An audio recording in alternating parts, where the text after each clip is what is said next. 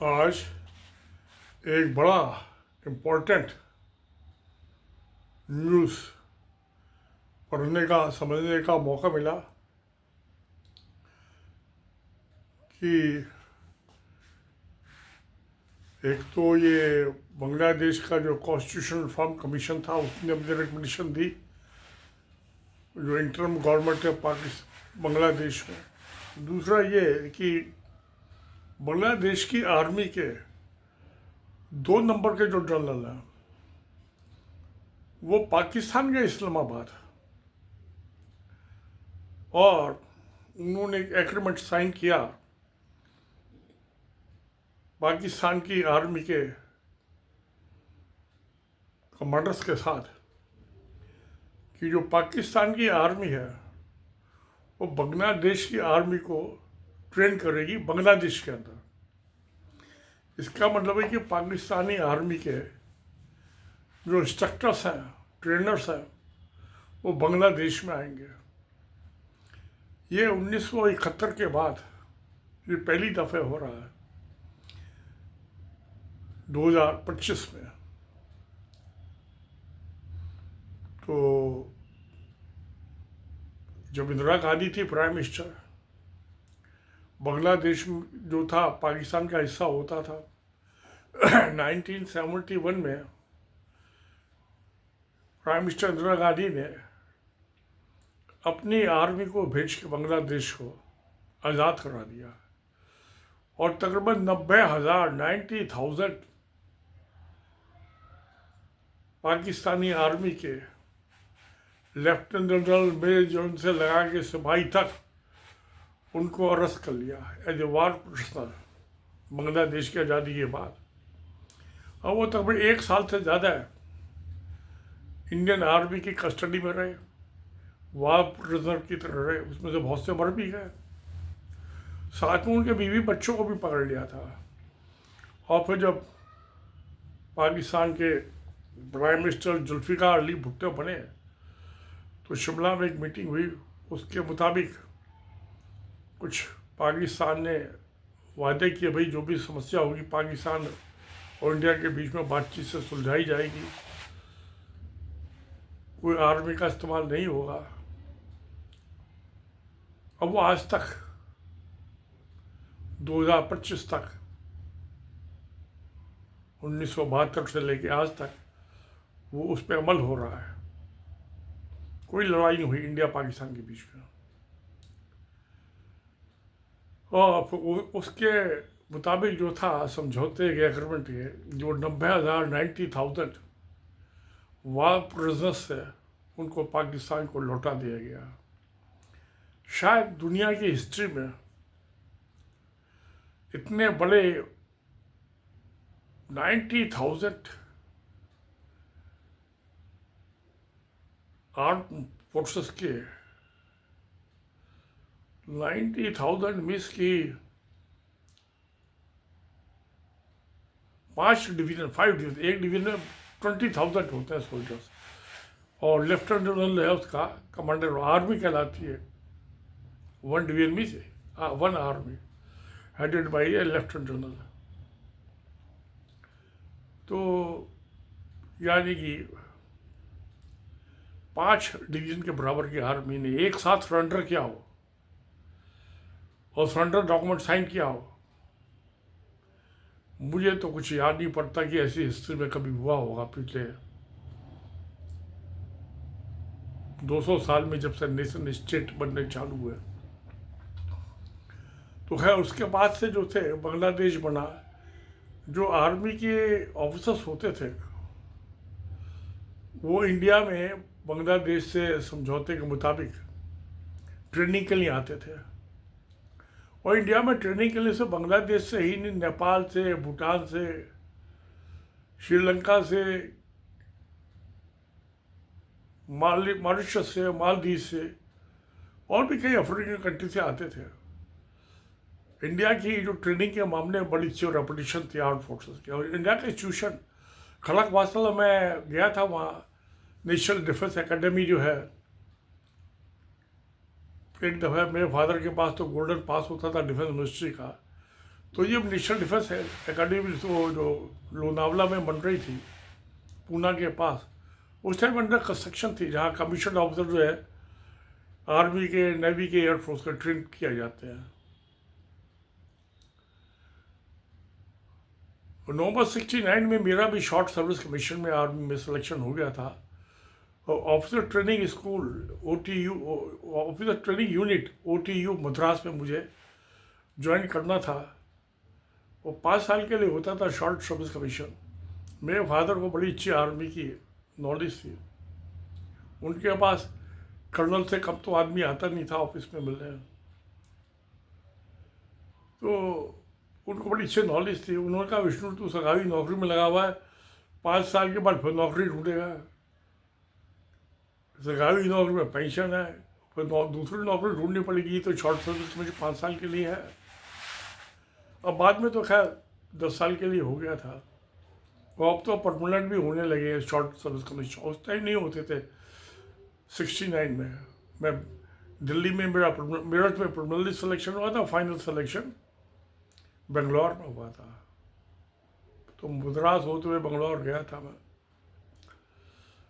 और फिर मेरी बहुत से, मैं 8 साल इलेक्टेड मेंबर रहा हूँ सर्वे ऑफ इंडिया का, इशू का, तो वहाँ मेरी lieutenant general, major general, brigadiers, colonel से मुलाकात होती रहती थी। साल में 5 दफ़े मीटिंग होती थी, 4 दफ़े एग्जीक्यूटिव काउंसिल के, 1 दफ़े एनुअल। तो खाना पीना, चाय पानी सब होता था, बातचीत भी होती थी सब।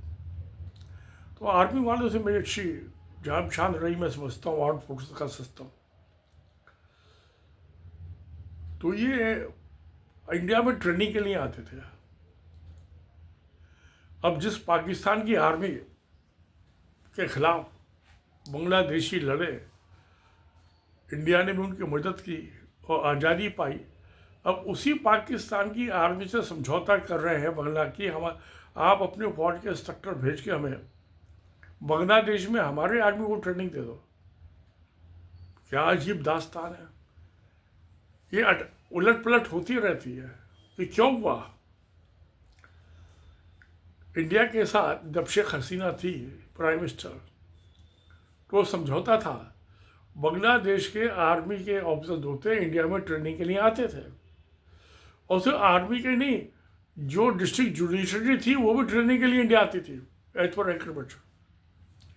मगर जब 5 अगस्त 2024 को शेख हसीना को भागना पड़ा, तो वो भी डिक्टेटर बन गई थी। वहाँ इलेक्शन में सब फ्रॉड हो रहा था, जैसे इंडिया में हो रहा है आजकल भी।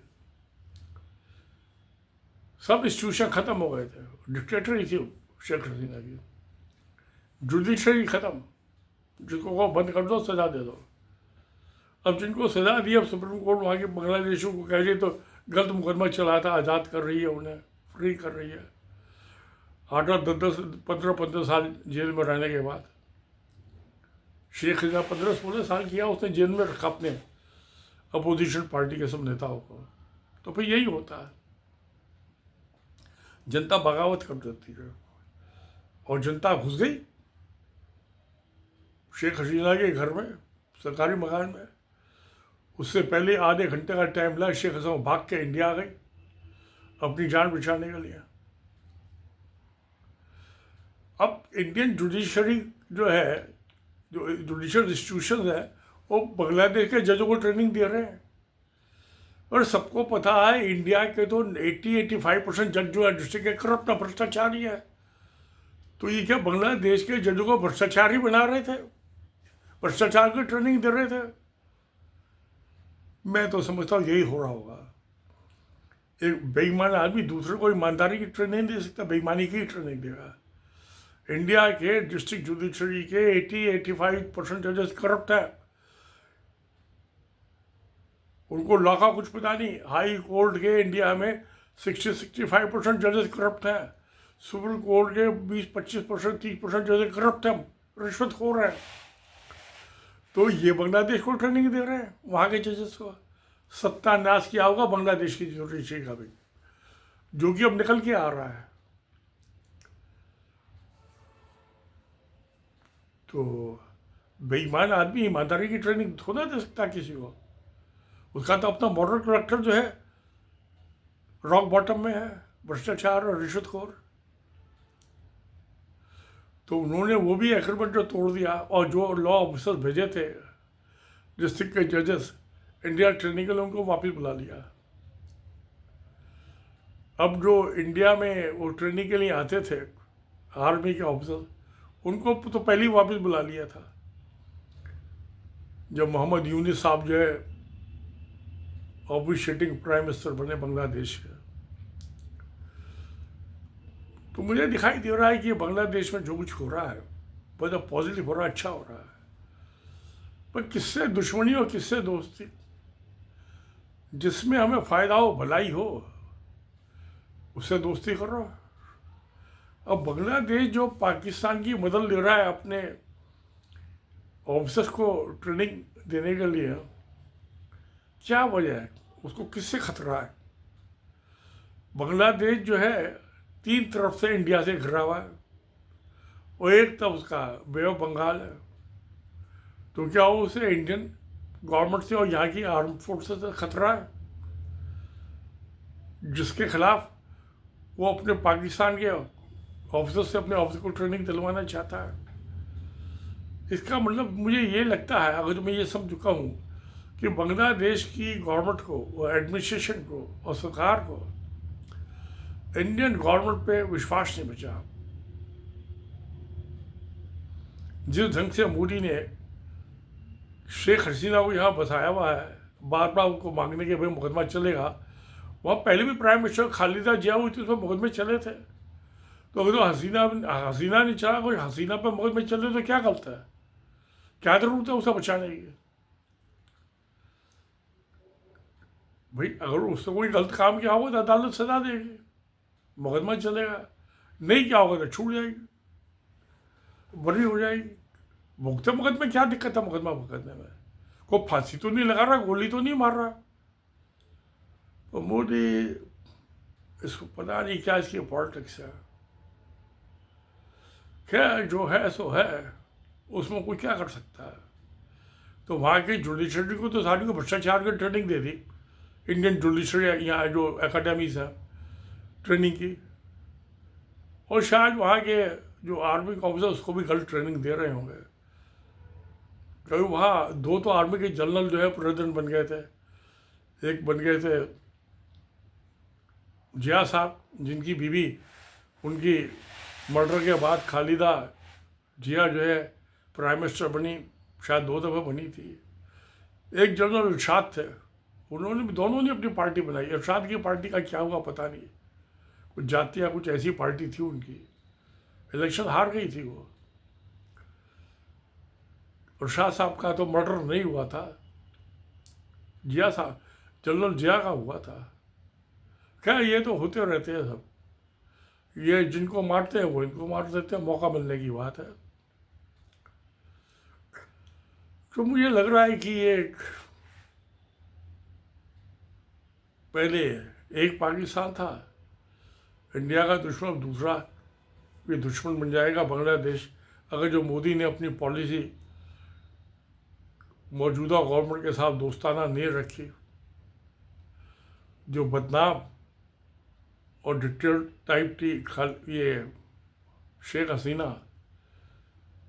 इसको वापस नहीं भेजता अपने कुकर्मों का मुकदमा। इसके पिता जो होते हैं मुजीबुर रहमान, उन्होंने भी एक पार्टी गवर्नमेंट होगी पाकिस्तान बांग्लादेश में, वो भी डिक्टेटर बन गए थे। नतीजा ये हुआ कि उनका मर्डर हो गया, शेख मुजीबुर रहमान का, और उनका ही नहीं, उनके सब बेटे का और जो भी फैमिली मेम्बर थे उनका हो गया। ये शेख हसीना जो थी, क्योंकि बांग्लादेश में नहीं थी इसलिए बच गई, ये इंडिया में थी। तो ये सब होता रहता है, चलता रहता है पॉलिटिक्स में। मगर हमें बांग्लादेश की पॉलिटिक्स से क्या लेना देना, वो अपने अंदर कुछ भी करे ना करे। हमें तो जो हमारा पड़ोसी है उससे दोस्ताना ताल्लुकात रखने की ज़रूरत है ना। वो कहते हैं कि सारे अंडे एक बास्केट में, टोकरी में मत रखो, सड़ जाएंगे।